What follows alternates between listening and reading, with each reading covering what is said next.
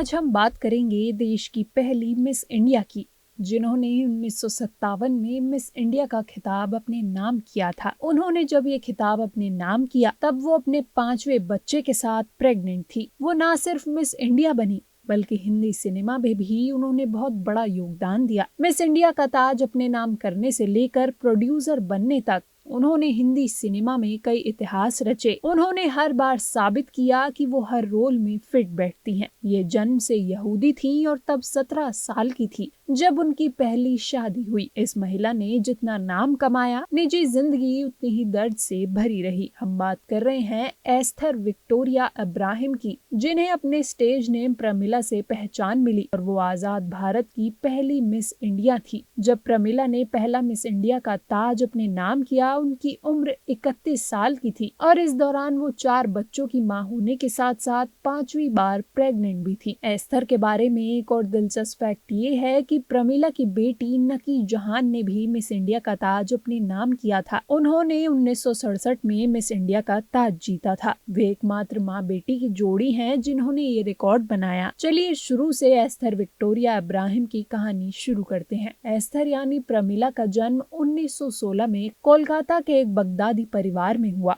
प्रमिला के पिता यहूदी और मां पाकिस्तान की रहने वाली थी। प्रमिला के पिता ने 2 शादियां की थी और अपने पिता की तरह प्रमिला ने भी 2 शादियां की। जब वो 17 साल की थी तब उन्होंने हिंदू मारवाड़ी सज्जन मणिकलाल डांगी से पहली शादी की। इस शादी से प्रमिला का एक बेटा भी पैदा हुआ, लेकिन ये शादी लंबे समय तक नहीं चल पाई। 22 साल की उम्र में प्रमिला ने मुगले आजम फेम सईद हसन अली जैदी से दूसरी शादी की। शादी के बाद उन्हें यहूदी धर्म छोड़ना पड़ा। उन्होंने इस्लाम कबूल कर लिया। एस्थर उर्फ प्रमिला को दूसरी शादी से 4 बच्चे हुए, लेकिन भारत पाकिस्तान के बंटवारे के दौरान सईद हसन अली जैदी के साथ उनकी शादी बर्बाद हो गई। दरअसल भारत पाकिस्तान बंटवारे के दौरान जैदी पाकिस्तान लौट गए, लेकिन प्रमिला ने भारत ना छोड़ने का फैसला किया। मुंबई में रहकर उन्होंने फिल्में बनाई।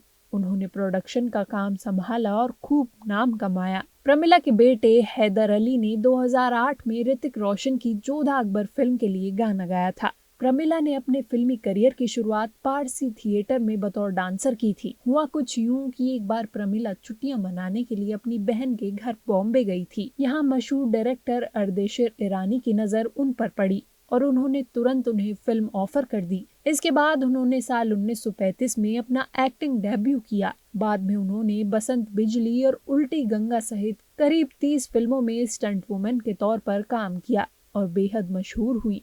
इतना ही नहीं, बाद में प्रमिला ने अपना खुद का प्रोडक्शन हाउस शुरू किया और 16 फिल्में बनाई। इसके साथ ही उन्होंने पहली महिला प्रोड्यूसर होने का रिकॉर्ड भी बनाया। प्रमिला को एक बार जेल भी जाना पड़ा था। दरअसल अभिनेत्री पर पाकिस्तान के लिए जासूसी करने का आरोप था। कहा जाता है कि प्रमिला को मोरारजी देसाई ने जेल भेजा था, क्योंकि उस समय वो पाकिस्तान का खूब दौरा करती थी। उन पर शक हुआ और फिर जांच की गई। हालांकि अंत में ये साबित नहीं हो सका, लेकिन इस आरोप में उन्हें काफी समय जेल में बिताना पड़ा। 6 अगस्त 2006 को करीब 90 साल की उम्र में उन्होंने इस दुनिया को अलविदा कह दिया। प्रमिला की जिंदगी एकदम फिल्मी थी, लेकिन उतनी ही प्रेरणादायक भी। एक यहूदी लड़की से लेकर मिस इंडिया बनने तक और फिर फिल्म इंडस्ट्री में स्टंट वुमेन, एक्ट्रेस और प्रोड्यूसर बनने तक का उनका सफर वाकई कमाल का था। उनकी पर्सनल लाइफ चाहे जितनी मुश्किलों भरी रही हो, उन्होंने कभी हार नहीं मानी। वो हर रोल में फिट बैठी, चाहे माँ का हो या फिल्म मेकर का। प्रमिला ने ये साबित किया कि अगर हौसला हो तो कोई भी औरत कुछ भी कर सकती है। उनकी कहानी आज भी लड़कियों को बड़ा सोचने और अपने सपनों के पीछे भागने की हिम्मत देती है।